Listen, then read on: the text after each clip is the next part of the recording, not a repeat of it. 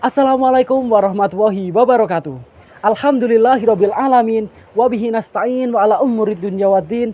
Wassalatu wassalamu ala asrofil anbiya wal mursalin wa ala alihi wa sahbihi ajmain. Amma ba'du. Halo teman-teman sobat Al-Mutada dimanapun Anda berada.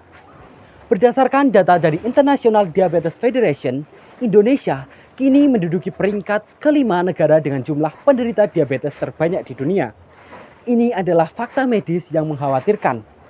Secara fisiologis, resiko gangguan metabolik ini seringkali terdeteksi saat gula darah menembus angka 200 mg per desiliter. Ini adalah kondisi hiperglikemia postprandial atau lonjakan kadar glukosa ekstrim 1 jam setelah berbuka puasa dengan makanan tinggi glukosa. Jika akumulasi glukosa ini langsung dibawa tidur tanpa pembakaran, ia akan terkonversi menjadi lemak visceral dan memicu resistensi insulin. Namun, di tengah kondisi biologis yang kritis ini, Islam justru memerintahkan kita untuk bangkit, untuk sholat isya dan tarawih. Perintah ini bukan beban, ini adalah mekanisme preventif dan detoksifikasi yang disiapkan Allah untuk menjaga homeostasis tubuh kita. Sebagai mahasiswa sains, mari kita bedah mekanismenya.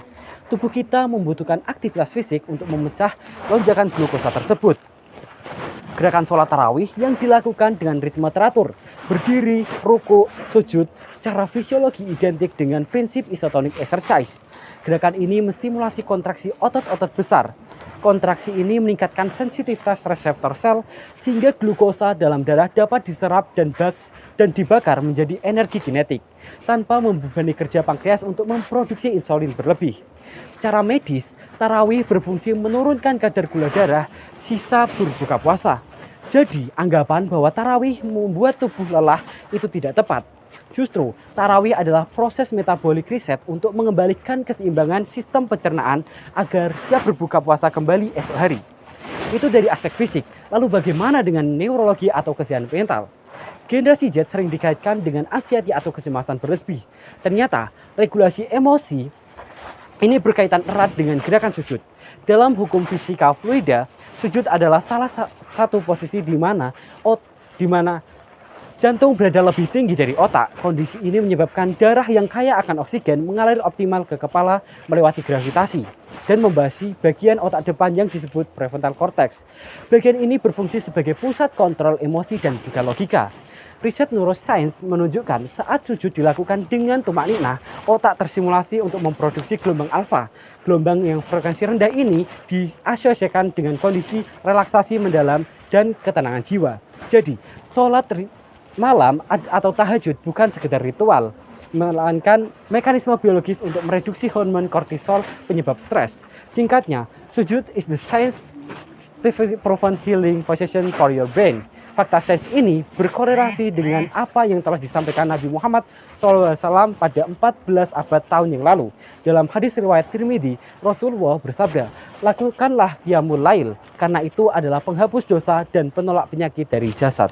Rasulullah menggunakan diksi penolak penyakit, di mana kedokteran modern kini telah memvalidasi kebenaran tersebut. Lebih lanjut, Allah berfirman dalam Quran Surat Al-Muzammil ayat 6, "Sesungguhnya bangun di waktu malam adalah lebih tepat untuk berkhusyuk dan bacaan di waktu itu lebih berkesan." Ayat ini menegaskan bahwa waktu malam adalah momen terbaik untuk recovery jiwa. Gelombang alfa saat sujud adalah bukti empiris dari janji Allah tersebut. Kesimpulannya sederhana. Mari kita rekonstruksi mindset kita di bulan Ramadan. Ini kita sholat tarawih, kita bangun tahajud, bukan lagi karena terpaksa, tapi lakukanlah karena kesadaran penuh bahwa tubuh dan mental kita membutuhkan sholat itu. Jadilah sajadah sebagai tempat charging energi, gerakan sholat sebagai detoksifikasi racun tubuh, dan sujud sebagai sarana konsultasi mental langsung kepada Sang Pencipta. Saya Ahmad Firmansyah, mahasiswa pendidikan IPA, mahasiswa sendiri pesantren riset Al-Mutada, mengucapkan terima kasih. Wassalamualaikum warahmatullahi wabarakatuh. Salam Al-Mutada.